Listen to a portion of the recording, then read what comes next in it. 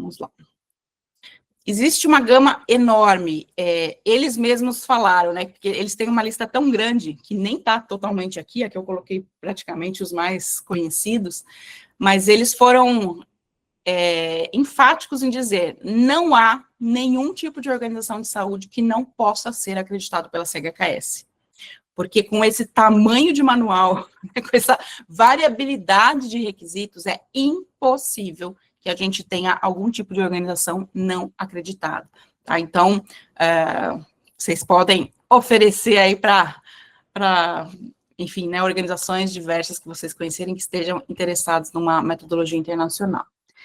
Então, quais são os diferenciais, né? Então, é uma acreditação europeia, que já traz, né, uma bagagem bastante grande aí, um rigor científico, como eu já expliquei para vocês, ela é toda baseada em leis, guias, etc. Tem focos em resultados, vocês vão ver que todos os padrões, eles, no final, eles falam de resultado, a grande maioria tem, inclusive, indicadores a serem mensurados.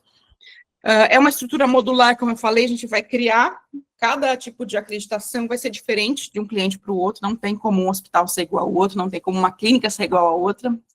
É extremamente baseada em evidências, tem 5 anos de validade, e isso fez com que a gente conseguisse uma negociação bem bacana com eles, que quando a gente compara, né, o valor monetário, né, o investimento para essa acreditação, elas é mais barata do que as outras acreditações internacionais que a gente tem no Brasil, e praticamente empata ou é até um pouquinho menos do que a própria ONA, se a gente fosse considerar a ONA por 5 anos, tá? Então, ela é uma acreditação que vem justamente com um valor econômico extremamente diferenciado para que as organizações sejam atraídas, inclusive porque ela é baseada, né, num sistema que é totalmente público, então eles não têm aí um caráter econômico, né, de lucro. Tem indicadores padronizados, ela é reconhecida aí em mais de 40 países, vanguarda por mais de 25 anos e acreditada pela ISPA, como eu já citei para vocês. O que não está passando? Passou.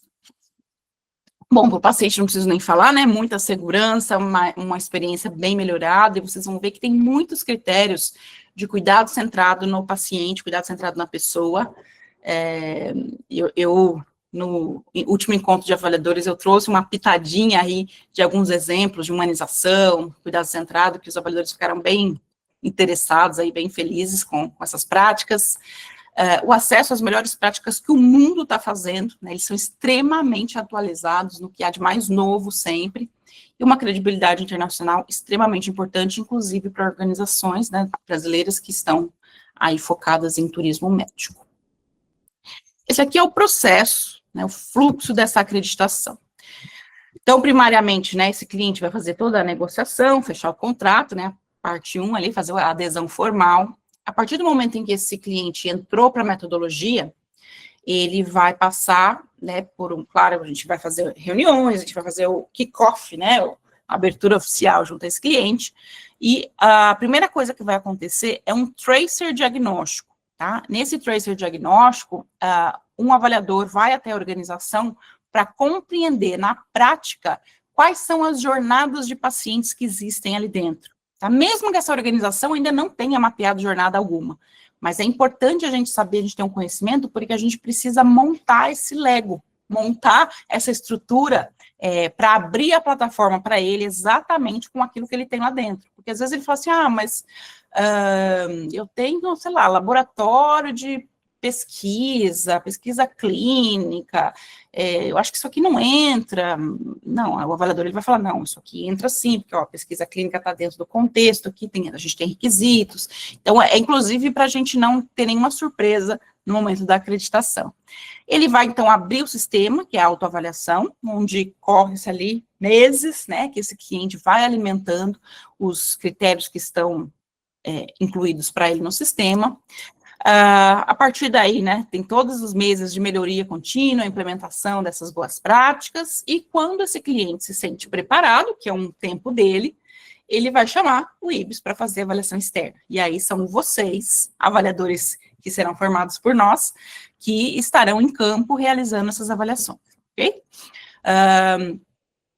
Depois da avaliação, o time faz um relatório final, faz uma recomendação, né, se vai ser acreditado, se não vai ser acreditado.